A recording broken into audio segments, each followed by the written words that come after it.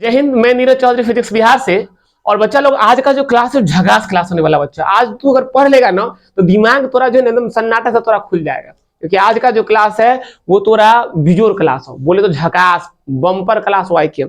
यानी कि भी जो परमाणु भट्ठी होता है, आज तू परमाणु भट्ठी के बारे में पढ़ेगा तू, यानी कि नाभिकीय ऊर्जा को कैसे जो होता है विद्युत ऊर्जा में बदला जाता है, आज तो इसके बारे में तू जानने वाला है। अब देख बच्चा, कहीं ना कहीं ये चीज अगर कोई कंट्री अगर परमाणु भट्ठी बना लिया तो परमाणु बम बनाने से दूर नहीं है। तो कहीं ना कहीं हर देश चाहता है उसके पास में परमाणु भट्ठी हो और वहां से बिजली का उत्पादन करे। ये परमाणु भट्ठी से क्या होता है कि कम ईंधन में ज्यादा ऊर्जा की प्राप्ति होती है, और ये बहुत अच्छा चीज भी होता है। इसमें क्या, इसमें प्रदूषण जो होता है वो नगण्य मात्रा में, इसमें प्रदूषण होता ही नहीं है, और ये ऊर्जा का एक अच्छा स्रोत है। इसमें ऊर्जा इसमें बहुत मिलता है। तो बहुआ आज का क्लास परमाणु भट्ठी के बारे में होने वाला है। और परमाणु भट्ठी से मुझे याद आया, पता है एक चार्नोबल एगो डिजास्टर हुआ था, जो यूक्रेन उत्तरी जो यूक्रेन जो था, तो यूक्रेन में परमाणु भट्ठी पता है ब्लास्ट कर गया था, और उसके ब्लास्ट करने से हजारों आदमी की मौत हो गई थी। तो ये जितना नहीं होता विज्ञान, जितना मनुष्य के लिए उपयोगी होता है उतना विज्ञान विनाशी भी होता है। ये विनाश का कारण भी होता है। अगर विज्ञान तकनीक है, तरक्की है, तो विज्ञान विनाश भी होता है तुम्हारा। तो जितना अच्छा चीज विज्ञान होता है, इसका अगर सही से उपयोग नहीं किया जाए बच्चा, तो ये उतना खराब भी, ये मानव सभ्यता को पल भर में नष्ट कर सकता है। ऐसा तुम्हारे विज्ञान के पास इतना पावर होता है। तो जो परमाणु भट्ठी होता है, अगर इसका सही से उपयोग नहीं किया जाए, अगर इसमें थोड़ा सा भी चूक हुआ, अगर थोड़ा सा भी बच्चा का मिस्टेक हुआ, तो कितना आदमी का जान ले लेगा बुआरी, कहना मुश्किल है। क्या गो शहर को एक बार में उड़ा के हटा देगा भाई। मतलब देखा जाए तो परमाणु बम एक तरह से ही ये परमाणु बम है। अगर ये फट गया तो बुआरी उसको कंट्रोल करना संभव नहीं है। इसलिए इसको जहां भी बनाया जाता है बहुत सेफ्टी में और सुरक्षा के साथ इसको बनाया जाता है, और अच्छे से बनाया जाता है। इसका मेंटेनेंस जो होता है वो सबसे ज्यादा मेंटेनेंस इसको किया जाता है। मतलब आज तो देखा होगा, अगर तू चल जाएगा ना कहीं कहीं, तू हॉस्पिटल चल जाएगा, चाहे समस्तीपुर का कोई हॉस्पिटल हो, पटना का चल जाए, बिहार के किसी कोना के तो अगर हॉस्पिटल में अगर तू चल जाएगा, गवर्नमेंट का हॉस्पिटल होगा, तो उसका हालत तुझको पता है कि कैसा हालत में रहता है। सरकारी विभाग का जो होता है हालत, वो बड़ा ही तोरा मतलब बेकार हालत में वो होता है। लेकिन ये क्या, ये भी सरकारी है, परमाणु भट्ठी भी गवर्नमेंट का, लेकिन इसका तू सुरक्षा देखेगा, इतना सुरक्षा होता है कि मत पूछ, तुझे लगेगा ही नहीं कि ये गवर्नमेंट का है। इसका बहुत ज्यादा सुरक्षा होता है। कारण कि अगर इसमें थोड़ा सा भी चूक हो गया बच्चा, तो कई शहर बर्बाद हो जाएगा, पूरा शहर तबाह नष्ट शहर हो जाएगा। ये बहुत खराब चीज होता है बच्चा। तो आज हम लोग एकदम शानदार झकास परमाणु भट्ठी के बारे में हम लोग पढ़ने वाले हैं, जो कहीं ना कहीं पढ़ने में मजा भी लाएगा, और इसका सही से उपयोग किया जाए तो मानव विकास के लिए बहुत अहम होता है। इसमें ये ऊर्जा का उत्पादन ज्यादा मात्रा में करता है, लेकिन अगर इसका उपयोग सही मात्रा में नहीं किया गया, सही से नहीं किया गया, तो मानव विनाश के लिए भी ये भी एक रास्ता का ये रास्ता होता है, रास्ता का जरिया होता है। मतलब ये नरक का एक तरह से देखा जाए तो ये द्वार भी होता है। अच्छा से उपयोग कर लिया तो स्वर्ग का रास्ता, और खराब से उपयोग कर लिया बच्चा एक कथी क्या उतरा, नरक का रास्ता। ये तो याद रखिए। आजा देख, न्यूक्लियर रिएक्टर यानी कि परमाणु भट्ठी। अब ये परमाणु भट्ठी बुआरे होता क्या है, इसके बारे में यहां पर लिखा हूं। ये परमाणु भट्ठी क्या होता है वो देखना तू लोग।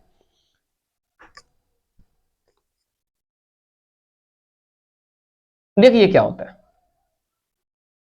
आजा, कह रहा है कि वह यंत्र या उपकरण जिसकी सहायता से नाभिकीय विखंडन के कारण उत्पन्न ऊर्जा को नियंत्रित कर, कंट्रोल कर विद्युत ऊर्जा में बदला जाता है, तो उस यंत्र को नाभिकीय भट्ठी कहा जाता है। देखिए यहां पर एक वर्ड क्या आया, नियंत्रित करे। नाभिकीय ऊर्जा को नियंत्रित करना संभव नहीं होता है, बहुत बहुत डिफिकल्ट चीज होता है। लेकिन अगर तू नाभिकीय ऊर्जा को अगर तू कंट्रोल करके और विद्युत ऊर्जा में कन्वर्ट कर लिया, तो ये किसकी सहायता से बचा तू करता है, तो तू करता है नाभिकीय यानी परमाणु भट्ठी की सहायता से तू करता है, न्यूक्लियर रिएक्टर की सहायता से तू करता है। यानी वह यंत्र या उपकरण जिसकी सहायता से तू क्या करता है, जिसकी सहायता से नाभिकीय विखंडन। अब अरे नाभिकीय विखंडन सब बच्चा पढ़े कि नाभिकीय विखंडन क्या होता है, सबको मैं पढ़ा चुका हूं। जब एक भारी नाभिक दो छोटे छोटे नाभिक में टूटता है तो यह घटना नाभिकीय विखंडन कहलाता है। तो याद रख, अगर एक भारी नाभिक को दो छोटा छोटा नाभिक में टूट के अलग होता है तो यह घटना नाभिकीय विखंडन कहलाता है। और नाभिकीय विखंडन पर कौन काम करता है बुआरे,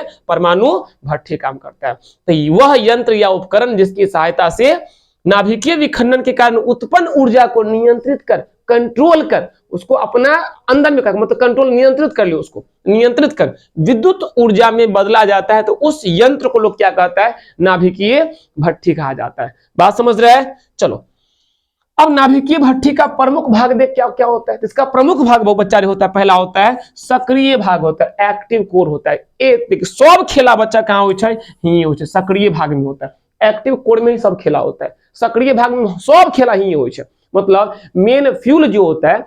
अब और इसमें ईंधन के रूप में किसका लोग उपयोग करता है, तो यूरेनियम का, यूरेनियम का या पोलोनियम का लोग यूज करता है। नॉर्मली तो यूरेनियम का लोग यूज करता है। तो इसमें ईंधन कौन होता है, यूरेनियम होता है। ईंधन मतलब गाड़ी में तू गाड़ी अगर चला भी तो पेट्रोल चाहिए ना रे, उसमें ईंधन चाहिए ना, तो ईंधन उसमें कौन होता है, पेट्रोल होता है। नहीं, या मतलब तू घर में अगर तू चूल्हा को जलाएगा तो वहां पर थोड़ा गैस चाहिए, तो गैस तुम्हारा क्या हो गया, ईंधन हो गया। तो परमाणु भट्टी से अगर तू विद्युत धारा पैदा करेगा, विद्युत ऊर्जा अगर तू पैदा करेगा, तो वहां ईंधन तो चाहिए। तो ईंधन के रूप में तू किसका उपयोग करता है, तो यूरेनियम 235 का तू यूज करता है, ठीक है ना, यूरेनियम 235 का तू यूज करता है। अब देख, पहला हो गया सक्रिय भाग हो गया, सब खेला ही होता है। दूसरा हो गया मंदक हो गया, मॉडरेटर हो गया। मॉडरेटर ये क्या होता है, सब तू आगे पढ़ेगा। मंदक हो गया। तीसरा क्या होता है, कूलेंट यानी शीतलक, जिसका काम ठंडा करना होता है। और चौथा तुम्हारा क्या होगा बुआरी, मोटर हो गया, यानी कि जेकरा सहायता से मोटर नचेगा, मतलब ये तुम्हारा जनरेटर की तरह ये काम करता है। जब इसमें क्या होता है, पंखी लगा होता है, इसमें ऐसे करके पंखी लगा होता है, इसमें तुम्हारा ऐसे करके ऐसे ऐसे पंखी लगा होता है, ऐसे करके पंखी होता है, ऐसे करके पंखी होता है, और यहाँ पर तुम्हारा मोटर होता है। तो जब यहाँ पर तू भाप डालेगा ना, जब स्टीम जब तू यहाँ पर डालेगा, तो स्टीम की सहायता से क्या होगा, ये सब टरबाइन घूमेगा। जब ये टरबाइन घूमेगा तो मोटर क्या करेगा, विद्युत का उत्पादन करेगा। तो ऐसे तुम्हारा बिजली का उत्पादन होता है। बात समझ रहे हैं? ये तुम्हारा हो गया, यानी कि नाभिकीय परमाणु भट्ठी का बुआरी कितना अवयव होता है, कितना भाग होता है, 4 भाग होता है। कौन कौन भाग होता है, तो पहला भाग कौन होता है, सक्रिय भाग होता है। दूसरा कौन होता है, मंदक यानी मॉडरेटर होता है। तीसरा कौन होता है, शीतलक यानी कूलेंट होता है। अब बच्चा चौथा तुम्हारा कौन होता है, चौथा तुम्हारा मोटर यानी मोटर होता है। बात समझ रहे हो? 4 गो इसका एक्टिव पार्ट होता है, यानी कि इसका 4 गो तुम्हारा भाग होता है, भट्ठी का 4 गो भाग होता है। इसका बच्चा स्क्रीनशॉट मार दो,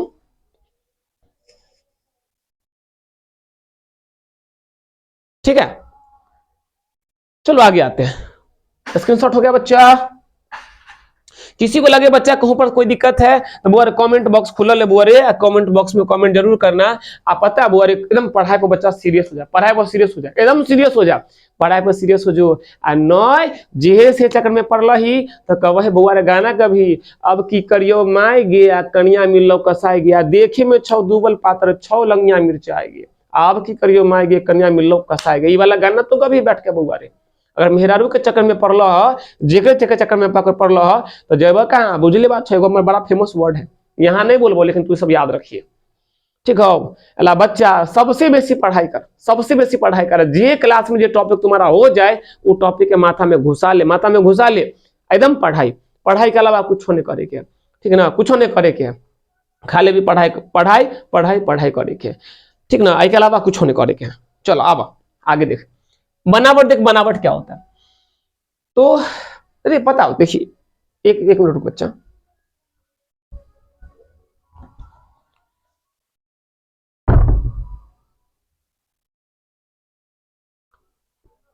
देख ध्यान से देख, पता है क्या होता है, ये जो उम्र एज जो होता है ना, तो इसमें क्या होगा कि तोरा अपोजिट जेंडर की ओर अट्रैक्शन बहुत तोरा फील होगा, बहुत ज्यादा।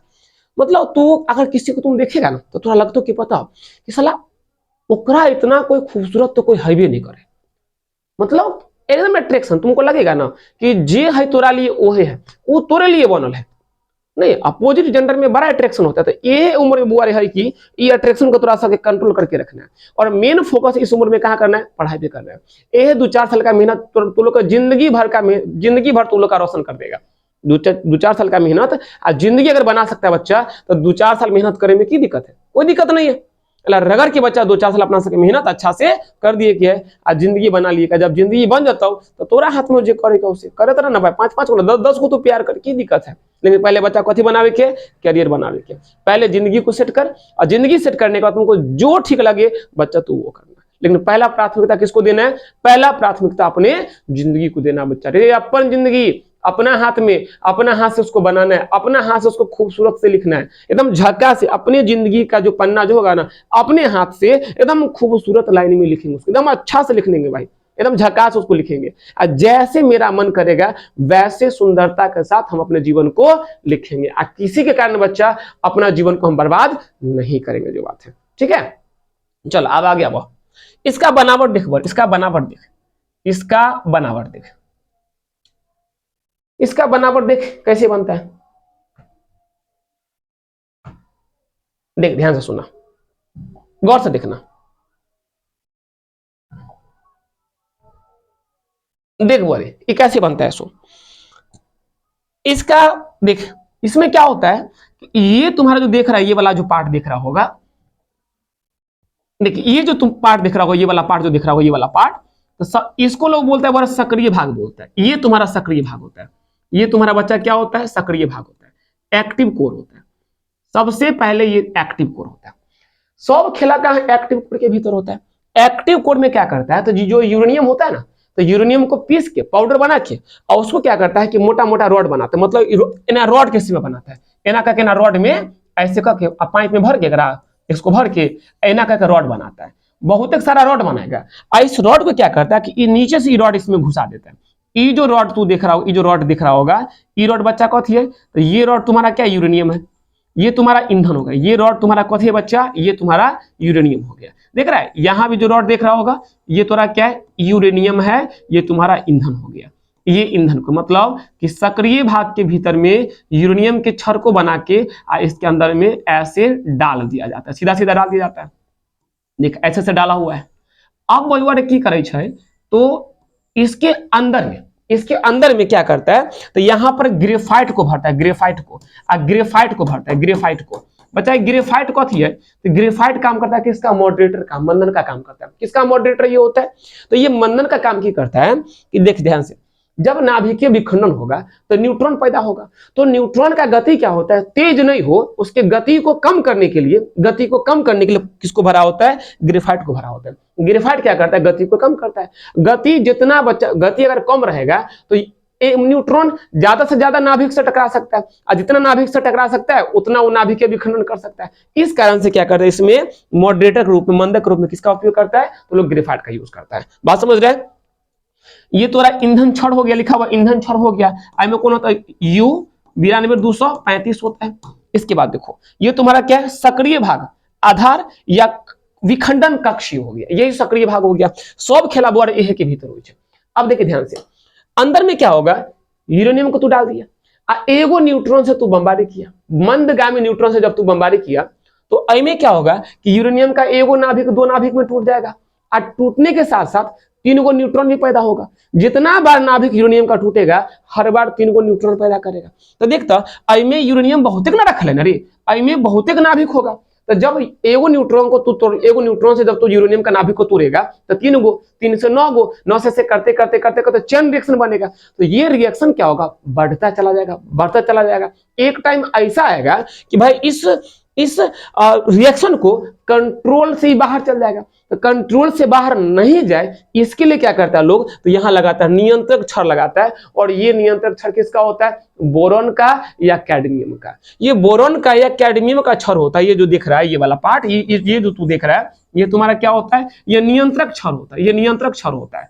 ये तुम्हारा बोरॉन या कैडमियम का ये बना होता है। इसका काम क्या होता है, ये अच्छा न्यूट्रॉन का अवशोषक होता है। जैसे एक अंदर में न्यूट्रॉन का संख्या बढ़ेगा, तो जितना बेसी न्यूट्रॉन होगा वो नाभिकीय विखंडन उतना बेसी करेगा। अब और जितना बेसी करेगा, के अंदर में क्या होगा, उतना ऊर्जा पैदा होगा। ऊर्जा जब पैदा होगा तो गर्मी को लेके आएगा, गर्म करेगा इसको। और जब मतलब इसका जो सक्रिय भाग का जो तापमान होता है, ये करोड़ों डिग्री सेल्सियस पार कर जाता है। जब इसका तापमान बढ़ेगा, जब ऊर्जा ज्यादा पैदा करेगा, तो भाई इसको तू कंट्रोल करेगा ना रे। एक ऐसा टाइम आएगा कि भाई कंट्रोल से बाहर चल जाएगा।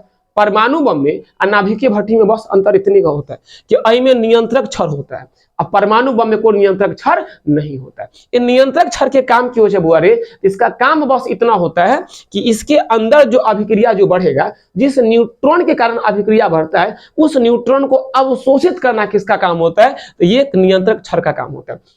इसमें देखिए नॉर्मली क्या होता है कि जितना भी न्यूक्लियर भट्टी होता है इसमें 211 नियंत्रक क्षार होता है। 211 मतलब जितना भी परमाणु भट्टी होता है इसमें नियंत्रक क्षार कितना होता है बुआरे? 211। अब इसमें तो 211 नियंत्रक क्षार होता है। अब मान ले कि अभिक्रिया मान ले बहुत तेजी से हो गई, अब हम चाहते हैं अभिक्रिया को कंट्रोल करना, तो 211 में घुसा देंगे। में कितना हम हमारा पर डिपेंड करे कि हम रिएक्शन को कितना कम करना चाहते हैं, लेकिन कम से कम में हर टाइम कितना रहता है बुआ रे? तो 15 को जो होगा 15 को कंट्रोल छड़ जोगा, 15 को कम से कम 15 को कम से कम में हर टाइम रहेगा, हर टाइम रहेगा। ये 15 को की करता है कि अगर 15 को तू नहीं रखेगा तो इसमें क्या होगा कि इस रिएक्शन को कंट्रोल करना संभव नहीं है। इसका नियंत्रक क्षार का काम होता है कि आई के अंदर जो न्यूट्रॉन जो पैदा जो होगा इन न्यूट्रॉन को अवशोषित कर लेना। अब मान ले आई में न्यूट्रॉन, आई में क्यों होता है? आई में मान ले बताया था ना, मैं उस दिन बताया था कि 1 से 3 में, 3 से 9 में वो जो न्यूट्रॉन जो पैदा होगा तो आई में न्यूट्रॉन क्या होगा? हर क्षण बढ़ेगा। अब जितना न्यूट्रॉन बढ़ेगा उतना नाभिक को तोड़ेगा, और जितना नाभिक टूटेगा उतना नाभिक की उड़ जाएगा, और नाभिक की ऊर्जा कौन को लगेगा? गर्मी को लगेगा भाई। तो ये जो सक्रिय भाग जिस धातु का बना होगा क्या वो धातु नहीं पिघलेगा? धातु पिघल जाएगा, अरे यहाँ ब्लास्ट हो जाएगा। तो ब्लास्ट ना हो इसको कंट्रोल करने के लिए में कम से कम 15 को छड़ तो हमेशा ध्यान रहता है, कम से कम 15 को। और अगर मान लें हमारा ऊर्जा कम चाहिए, ऊर्जा का उत्पादन बेसी कर रहा है, तो हम लोग क्या करेंगे? 2 से 11 छड़ होता है, एक और घुसा देंगे।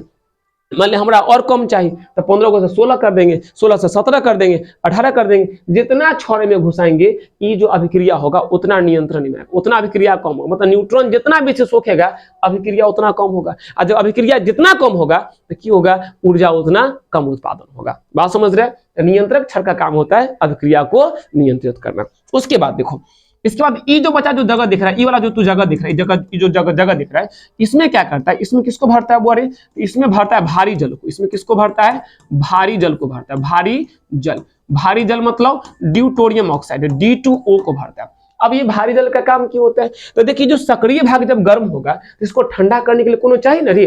तो इस शीतलक का काम करता है। शीतलक का काम किसका काम करता है बच्चा? ये शीतलक का काम करता है। यानी भारी जल की करता है तो सक्रिय भाग को ठंडा करने का काम करता है। तो देख इसका तापमान करोड़ों डिग्री सेल्सियस है। अब ये एगो पहले नली बनाया, इस नली को देख रहा है ऐसे करके घुमा के, ऐसे राउंड घुमा के, एना करते करते ऐसे घुमा के एना करके, अब और यहाँ पे एगो लगा दिया, पंप लगा दिया। पंप मतलब एगो मोटर लगा दिया, पंप लगा दिया होगा, एना करके ऐसे करके पंप को यहाँ पे लाकर धर दिया। ये पंप का काम क्या होता है कि यहाँ पर जो भारी जल जो गर्म होगा इस गर्म को की करेगा, यहाँ से पंपिंग करेगा, मतलब इधर से खींचेगा, एना होते हुए इधर से खींचेगा, इधर से लाके इसमें पंपिंग कर देगा। अगर ये पंप मतलब इसका काम खाली पंपिंग करना होता है कि इनने से खींच के इनने से लाकर भारी जल को घुसा देगा। अब आगे देखो, अब क्या होगा कि यहां पर क्या होता है? एगो चेंबर होता है, यहां पर एगो चेंबर होता है, और ई चेंबर में बच्चा किसको भरा जाता है? ठंडा पानी को। अब वो देख तो ध्यान से कि में जो पानी इसमें कौन भरा हुआ है भाई? इसमें भारी जल D2 भरा हुआ है। तो जब करोड़ों डिग्री सेल्सियस तापमान के संपर्क में भारी जल को लाएगा तो भारी जल आगे की तरह लाल हो जाएगा, आगे की तरह पूरा लाल हो जाएगा भाई, एकदम लाल हो जाएगा। यहाँ भाप तो बनेगा नहीं, भाप नहीं बने, क्यों भाई? इसमें खाली जगह नहीं, इसमें पूरा का पूरा कथी भरा हुआ है? भारी जल पूरा का पूरा भरा हुआ है। तो भारी जल आग की तरह रहेगा, पाइप के थ्रू दौड़ते हुए पंप क्या करेगा? उस भारी जल को घुमाएगा, रोटेट कराएगा, उसको यहां से खींचेगा, इनमें से खींचेगा, इन्हें धक्का मारेगा। तो भारी जल क्या होगा कि इसके थ्रू, भारी जल इसके रास्ते के थ्रू एना करके आई में आएगा। इसमें कौन भरा हुआ है? इसमें तो ठंडा पानी भरा हुआ है, इसमें थोड़ा ठंडा पानी है। तो जब ये ठंडा पानी एकदम हॉट पानी के संपर्क में आएगा, भारी जल के संपर्क में आएगा, जो इसका तापमान, इसमें जो पानी है इसका तापमान करोड़ों डिग्री सेल्सियस है। में जो भारी जल है बच्चा इसका तापमान करोड़ों डिग्री सेल्सियस है। तो जब इस करोड़ों डिग्री सेल्सियस तापमान के संपर्क में ठंडा जल आएगा तो ई जल कथी बनेगा? भाप बनेगा, स्टीम बनेगा, भाप बनेगा। आई भाप यहां से बन के यहाँ एगो पाइप रहे छै, इस पाइप के थ्रू भाप क्या होगा? भाप ऐसे न, भाप लिखा हुआ, भाप क्या होगा? ऐसे होते होते ये भाप कहां पड़ेगा? तो ये भाप जो होगा ये थोड़ा मोटर हो गया, मोटर के कहां पड़ेगा? ये टरबाइन है, भाप का टरबाइन मतलब पंखे लगा होगा। तो जब ये भाप इस टरबाइन पे पड़ेगा तो टरबाइन क्या होगा? जोर से घूमेगा। देख ये पानी को जितना, देखो पानी को जब तू जितना बेसी खौलाएगा भाप उतना तेजी से निकलेगा, और भाप का रफ्तार उतना ज्यादा होगा। जितना तेजी से भाप यहाँ गर्म होगा उतना तेजी से, सॉरी जितना तेजी से यहाँ पानी गर्म होगा भाप उतना तेजी से बनेगा, और एकदम रफ्तार में, तेजी रफ्तार से भाप आएगा। और जब इस टरबाइन पे बनेगा तो इस टरबाइन को बड़ा जोर से इसको घुमा देगा, जोर से घुमा देगा। जब ये टरबाइन जोर से घूमेगा तो ये कथी बनाएगा भाई, ये तो विद्युत जनित है, तो यहाँ से क्या करेगा, विद्युत धारा का उत्पादन होगा, बिजली का उत्पादन होगा।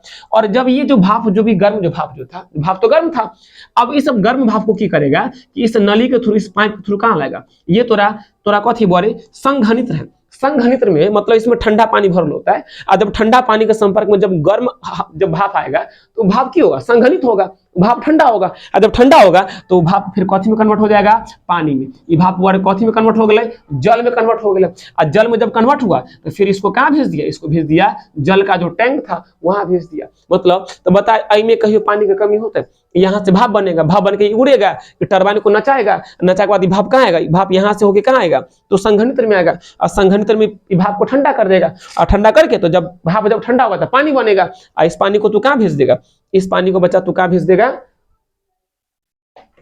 रुक जा बच्चा, एक मिनट रुक जा, चल हो गया।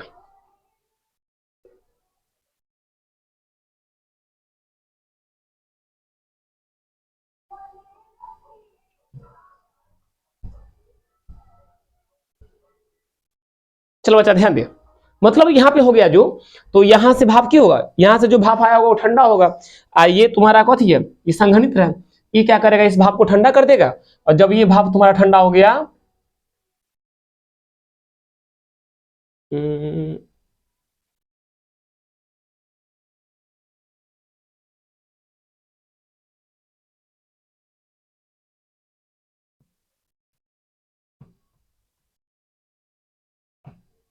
हाँ चल देख, इसको ठंडा कर देगा, और ये फिर यहां से पानी इसमें भर जाएगा, फिर यहां से क्या होगा, इसमें जो तुम्हारा पानी होगा, इसमें जो बच्चा भारी जल भरा हुआ है, इसमें जो बच्चा जो भारी जल भरा जो भरा होगा, तो भारी जल को भाई इसके पंप के थ्रू यहां से लाएगा, और ये इसमें आएगा, तो ये करोड़ों डिग्री सेल्सियस तापमान होता है, जब ठंडा जल के संपर्क में आएगा तो भाप बनेगा, तो इससे क्या होगा कि इस D2 का तापमान कहीं ना कहीं घटेगा, इसमें जो भारी जल होगा बच्चा, इसका तापमान क्या होगा, इसका तापमान कम होगा, इसमें जो जो भारी जल भरा होगा उसका तापमान कम होगा, और जब कम तापमान होगा तो तापमान घटा, तो पंप की करेगा, उस ठंडा जिसका तापमान घटा होगा उस ठंडा पानी को यहां से लाके, तो जो भारी जल जिसका तापमान थोड़ा कम हुआ था, और उस भारी जल को इस पंप के सारे काम फिर से इसमें भेज देगा, और फिर यहाँ पर कथी हो रहा है, तो यहाँ पर तो अभिक्रिया हो रहा है, तो ये की करेगा, फिर से जो भारी जल को गर्म कर देगा, ये क्या करेगा, उस भारी जल को फिर से गर्म करेगा, और जब गर्म करेगा तो फिर इधर के थ्रू भारी जल आएगा, यहाँ पे आएगा,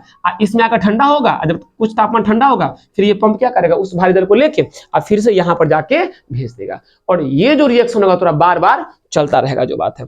अब देख, मंदक में किसका यूज करता है, ग्रेफाइट का उपयोग करता है, ग्रेफाइट का तो उपयोग करता है, और नियंत्रक क्षण में किसका यूज करता है, बोरोन का या कैडमियम का तो यूज करता है। अब देख, यहां पर न्यूट्रॉन का उत्पादन होता है, अब न्यूट्रॉन क्या होता है कि इस न्यूट्रॉन बाहर नहीं जाए, या यहाँ पर तो रेडियो एक्टिव वाला खेला कुछ हो रहा है, यहाँ पर यूरेनियम का नाभिक के विखंडन हो रहा है, और यूरेनियम से कौन निकलता है, अल्फा बीटा गामा जो घातक किरण जो होता है वो निकलता है, तो ये किरण का संपर्क मानव से नहीं हो, ये किरण बाहर न निकले, रेडिएशन लीक नहीं हो, इस कारण से लोग क्या करता है, तो एक परिरक्षक बनाता है, और ये परिरक्षक किसका होता है, तो ये कंक्रीट का होता है, ये कंक्रीट का दीवाल होता है, ये दीवाल होता है, और यही तुम्हारा क्या कहलाता है, तो परिरक्षक कहलाता है, ठीक है। अब और इसमें किसको भरा जाता है, तो ये जो है ना, तू जो देख रहा है, ये जो जगह जो देख रहा है, तो इसमें तो किसको भरता है, और ये जगह में किसको भरता है, भारी जल को भरता है, अब भारी जल में कौन भराता है, तो D2O को भराता है, बात समझ रहा है। चल बुआरी, और इसका स्क्रीनशॉट तू लोग कर ले पहले,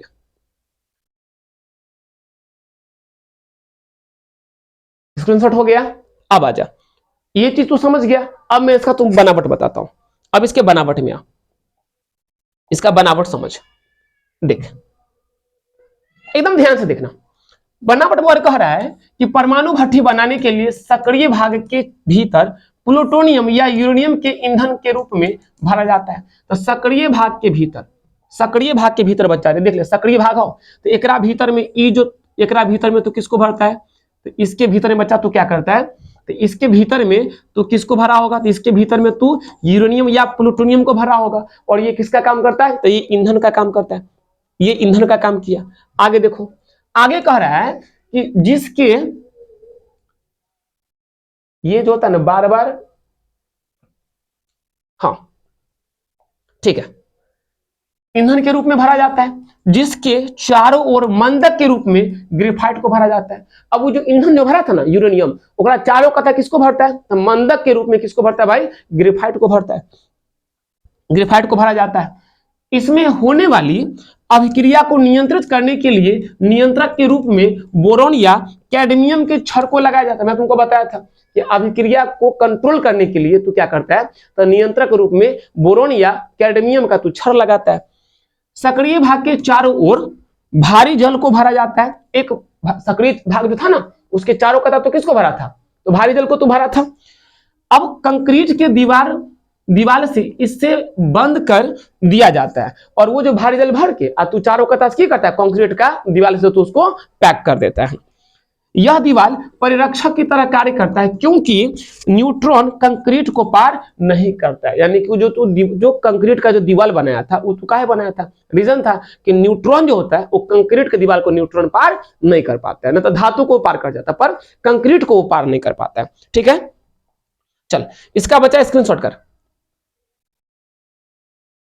अब देख, जिना जिना लैंग्वेज बोला होगा बुआ रे, जिना जिना लैंग्वेज बोला होगा, जिना जिना लैंग्वेज बोला होगा, ओना ओना तू लोग देख ले, ओना फोटो में देख ले, ओना फोटो में हो कि भाई एगो सक्रिय भाग होता है, ये सक्रिय भाग हो गया, एक अंदर यूरेनियम को भरा जाता है, ईंधन के रूप में भरा जाता है। अब देख मंदक के रूप में किसको भर दिया था, ग्रेफाइट को भर दिया था, ग्रेफाइट को भर दिया, इसमें नियंत्रक छड़ को डाला था। ये नियंत्रक छड़ हो, ये किसका होता है, ये बोरोन या कैडमियम को होता है। कम से कम कितना होना चाहिए, ये कम से कम अंदर में 15 होना चाहिए। वैसे नियंत्रक छड़ का कुल संख्या कितना 211 होता है। अब आगे देखो फिर क्या बोला, तो इस सक्रिय भाग के चारों कता तो किसको भरा था, ये जो जगह दिख रहा है उजला वाला, ये क्या तुम्हारा भारी जल है, ड्यूटेरियम ऑक्साइड होता है, इसको तो भर देता है। और इसको चारों ओर से किससे पैक कर देता है, तो परिरक्षक से। परिरक्षक किसका बना होता है, तो कंक्रीट का ये दीवार होता है। यहां तक कंप्लीट हो गया। आ गया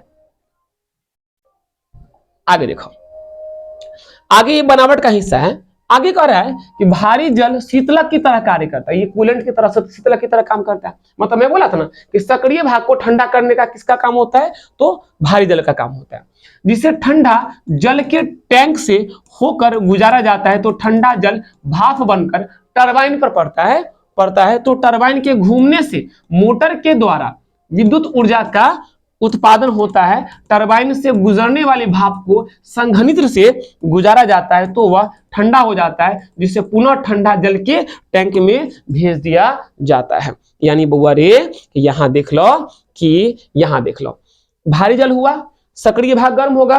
ये जो सक्रिय भाग कौन होगा बच्चा, सक्रिय भाग तुम्हारा गर्म होगा। और जब ये गर्म होगा तो इस भारी जल को गर्म करेगा, इसको भारी जल को गर्म करेगा। और जब भारी जल गर्म होता है तो ये क्या करेगा, ये कहां से गुजर रहा है बोरे, तो ये ठंडा जल का जो टैंक है ना, ये वाला जो टैंक है, इस टैंक से गुजरता है। तो इस टैंक में जो थोड़ा ठंडा पानी होगा उसको ये भाप बनाएगा। और जब ये भाप बनेगा तो ये भाप बनकर कहां पड़ेगा, टरबाइन पर। और जब टरबाइन पर जब भाप बना, जब स्टीम जब पड़ा, तो ये टरबाइन को जोर से घुमा देगा, जिस कारण से ये कहां से होगा, यहाँ से बिजली उत्पादन होगा, विद्युत ऊर्जा का उत्पादन होता है। और इस भाप को तो क्या भेजता है, संघनित्र में, और संघनित्र क्या करता है, उस भाप को ठंडा कर देता है। और जब ठंडा होता है, ठंडा करके भाप को कहां, पुनः पानी की टंकी में भेज दिया जाता है। ये इसका बनावट था। ठीक है, चल जहां वो दिक्कत होते, कोई समस्या होगा कमेंट बॉक्स में तू कमेंट जरूर करना, और मैं तेरे समस्या के लिए हूं। और अच्छा से बउआ रे पढ़िए, जहां समस्या लगता है दिक्कत बताइए हमरा। आगे आ जा। अब इसका बउआ रे क्रियाविधि देखो, इसका क्रियाविधि देखो। जब सक्रिय भाग के भीतर नाभिकीय विखंडन होता है, जब नाभिक का विखंडन होता है तो सक्रिय भाग का तापमान लाखों डिग्री सेल्सियस तक पहुंच जाता है भाई, लाखों नहीं करोड़ों डिग्री सेल्सियस भाग जा रही, करोड़ों पार कर जाए, मतलब इसका तापमान बहुत ज्यादा हो जाता है। मतलब मैं लिख दिया हूं लाखों डिग्री सेल्सियस तक पहुंच जाता है, जिस कारण भारी जल का तापमान भी लाखों डिग्री सेल्सियस तक पहुंच जाता है, जिसके परिणाम फलस्वरूप ठंडा जल भाप बन जाता है। तो जिसके परिणाम फलस्वरूप क्या हुआ, तो जो ठंडा पानी जो था वो कथी बन गया, भाप बन गया। जब इस भाप को जब इस भाप को टरबाइन पर डाला जाता है, तो टरबाइन के घूमने के कारण मोटर से विद्युत ऊर्जा का उत्पादन होता है। और ये तुम्हारा क्या हो गया, तो ये तुम्हारा हो गया, इसका बनावट हो गया। एक बार ध्यान से बच्चा देख लो कि जब ये यहां से गर्म होगा, ठंडा जल गर्म, इसका तापमान करोड़ों डिग्री सेल्सियस हो जाता है ठंडा जल का। और जब करोड़ों डिग्री सेल्सियस इसका तापमान हो जाएगा तो क्या होगा, तो यहां से यहां से जो गर्म, यहां से जो, ये क्या हो रहा है, हाँ ठीक है, यहां से जो गर्म जो होगा ना, जो D2 होगा वो इसमें जाएगा, और यहाँ जो ठंडा पानी होगा, ठंडा पानी को भाप बना देगा, ये भाप बन के उड़ेगा, यहाँ से टरबाइन पे आएगा, इसको घुमा देगा, और घूमेगा तो बिजली बनाएगा, और फिर से भाप को तो यहाँ लाएगा, इसमें आके भाप क्या होगा, ठंडा हो जाएगा, और ठंडा करके वापस कहाँ भेज देगा, यहाँ भेज देगा, ये इसका बनावट होगा। और ये तुम्हारा क्रिया क्या होता है, ये क्रिया तुम्हारा बार बार चलता रहता है, और इस प्रकार जो होता है विद्युत का उत्पादन नाभिकीय भट्ठी से किया जाता है। बुआ रे, इसका तू लोग स्क्रीनशॉट कर ले, कहाँ गया, बनावट था ना, क्रियाविधि था ना, क्रियाविधि का स्क्रीनशॉट कर लो, इसका स्क्रीनशॉट कर लो।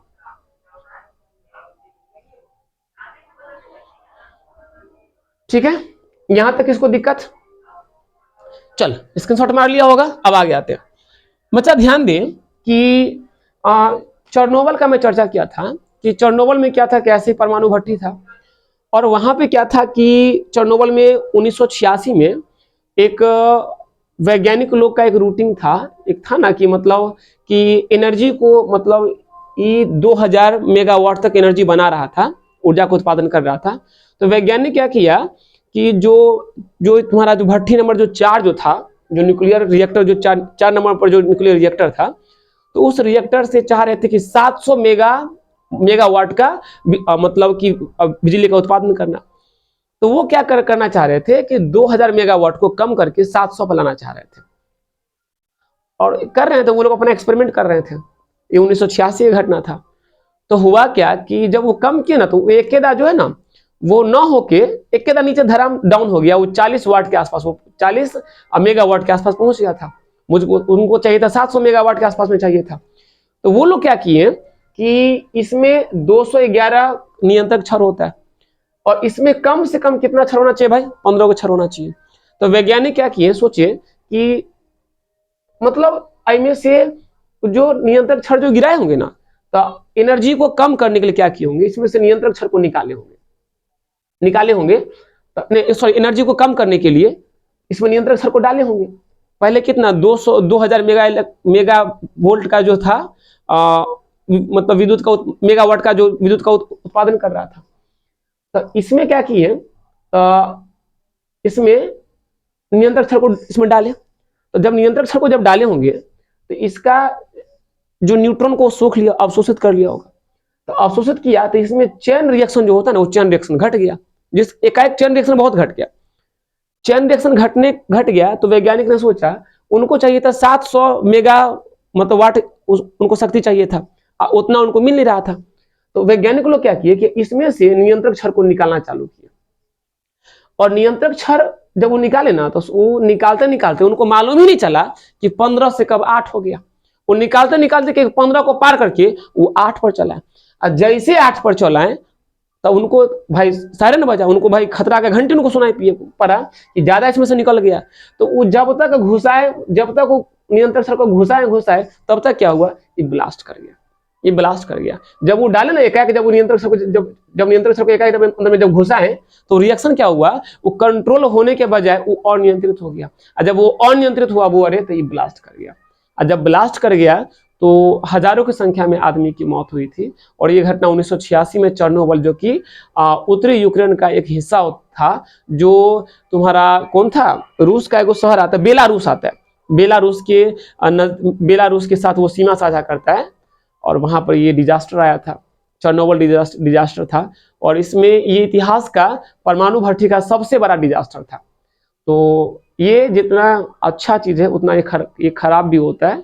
अगर इसका सही से अगर उपयोग नहीं किया जाए तो ये रिएक्शन कंट्रोल से बाहर चल जाता है। ठीक है, तो आज आपका परमाणु भट्टी खत्म हुआ। आज के लिए इतना ही, और फिर कल मिलेंगे। आज के लिए बहुत बहुत धन्यवाद।